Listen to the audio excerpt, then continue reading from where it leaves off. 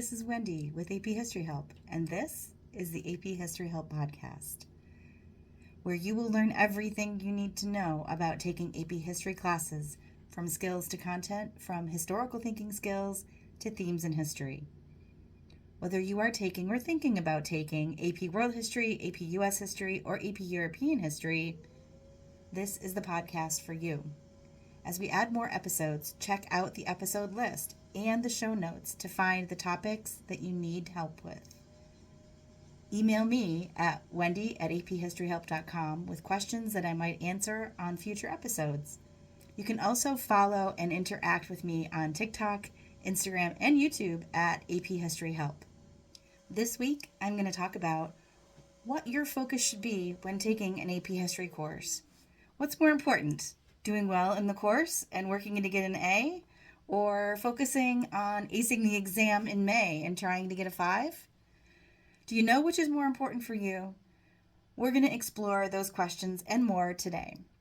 But first, if you listened to the last episode of AP History Help, you heard me talk about all the AP video choices you have, from Crash Course to Heimler to AP Classroom and everything in between. There is something out there for everyone and for every purpose. You know, they say different strokes for different folks. I guess last week was different videos for different kiddios. Anyway, I recommend you go back and give it a listen. Now for this week's show. Let me start with a question. Why did you decide to take AP History? Especially if you're currently enrolled in your first AP History class. Was it because you heard my first podcast episode on whether or not an AP History class was for you? No? Okay, I'll forgive you for that one. Why else do students decide to take this very rigorous and challenging course? Some of you had no choice, right? A parent latched on to the idea and ran with it, and you had no choice in the matter, perhaps? If that's the case, in the most non-threatening, non-judgmental, I'm just curious kind of way, ask your parent why they wanted you to take this AP course. Go ahead. I'll wait. Oh, sorry. Some of you are waiting with me. So while we're waiting for that group to do that, why did you take this AP class? I know it's not because you heard it was easy. It's likely one of two reasons. Oh, wait, did our first group get back? Because the reasons their parents gave might very well be the same as yours. Either you thought it would look good on your college application, and because it's a weighted class, it would help your GPA, or you wanted to get college credit. Am I right for most of you? Yeah, I thought so. I do see a couple of you back there saying that you, what's that? Wanted a challenge? You really like history? A friend told you to take it? It'll be fun, they said. Okay, well, today we're looking at the why behind the what. Why are you taking this course? The motivation that fuels you for the rest of the year is important. But there may come a time when you start to get frustrated and question what on earth you were thinking. It's in those moments that you say to yourself, I am doing this for the college credit, to get into a good college, to help my GPA. We're going to explore both parts of that reasoning and try to determine which arguments make the most sense. First is the I want the free college credit argument. Many colleges will allow students who score highly on AP exams to exempt out of some first-year classes. Specifically, most schools require students to score a 4 or a 5 on the relevant test in order to issue credit. However, some schools will accept a 3 as partial or full credit. Some others will award a full A grade for an entire semester of college work for scoring a 5 on the test.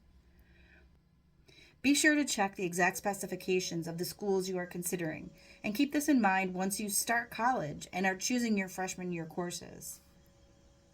Conversely, if you are less interested in studying one particular subject and frustrated by your college's mandatory courses, you can use your high scores from your AP exam to relieve you of an additional academic burden. So it's possible that you end up saving yourself or your parents some tuition money for each AP test you passed.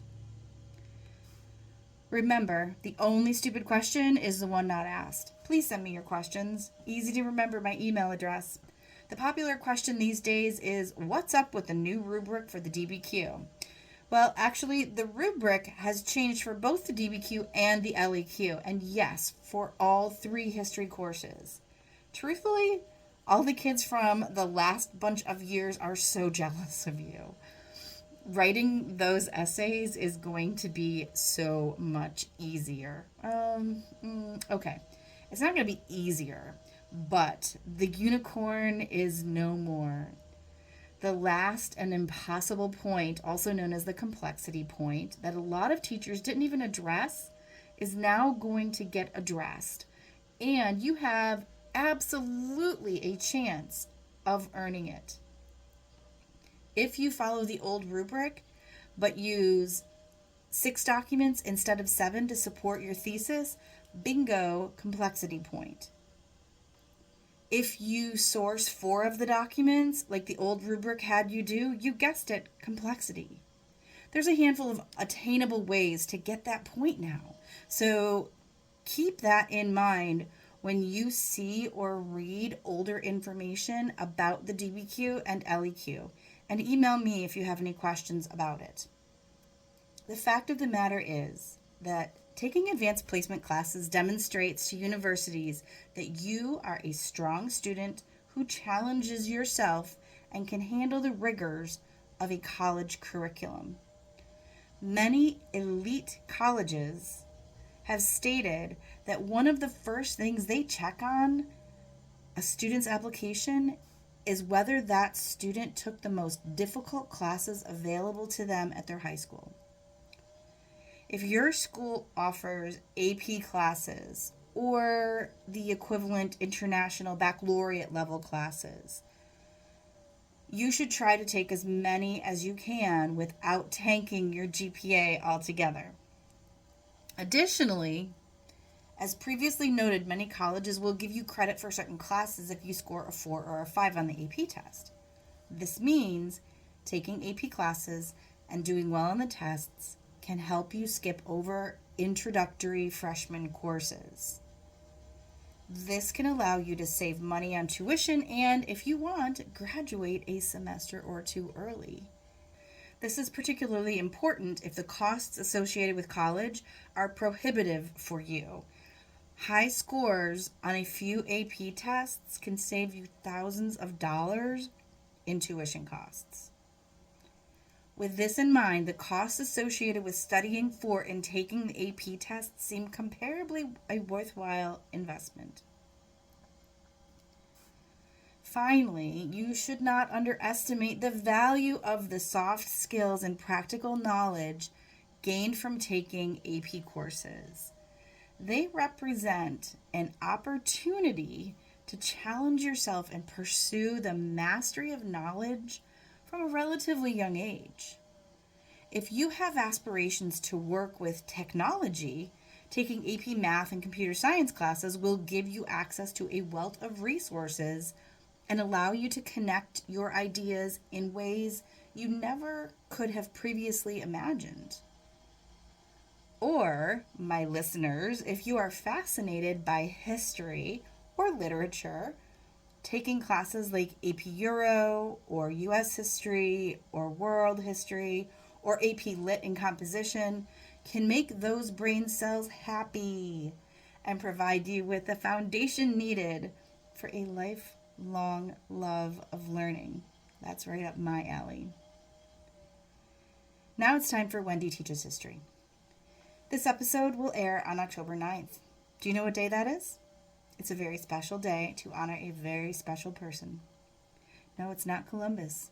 Columbus Day is actually October 13th. And banks and post offices close on the second Monday of October for it. But don't even get me started on Columbus. That's a whole other lesson for a whole other day. October 9th is Leif Erikson Day. Woohoo! I hope you've at least heard of Leif Erikson. He was the first European to reach the Americas, beating Columbus by almost 500 years. It was probably not on purpose, and he didn't claim it for the Vikings, but he made it to present-day Newfoundland. And in 1925, President Calvin Coolidge announced that Erickson was the first European to discover America. And in 1964, the U.S. Congress approved a public resolution that authorized President Lyndon Johnson to declare October 9th as Leif Erikson Day. So let's start a trend. Every year on October 9th, let's plaster Leif Erikson all over social media and help teach those that don't know, and maybe those who are glorifying Columbus, that Leif Erikson was on American soil long before Christopher Columbus. Every school that offers AP and honors courses weights those courses when determining your GPA.